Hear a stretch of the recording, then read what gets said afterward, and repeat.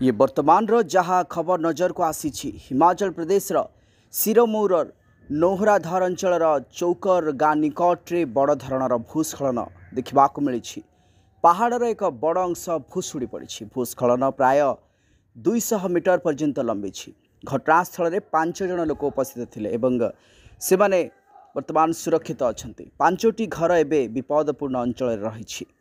वर्षा जो यही अंचलटी प्रबल क्षति सही। खबरटी पुणी थे कही रखुछु जे वर्तमान जहाँ खबर नजर को आसी हिमाचल प्रदेश सिरमौर नोहराधर अंचल चौकर गाँ निकटे बड़ धरणर भूस्खलन देखा मिली। पहाड़र एक बड़ अंश भूशुड़ी पड़ा जमापड़ी। भूस्खलन प्राय 200 मीटर पर्यंत लंबी।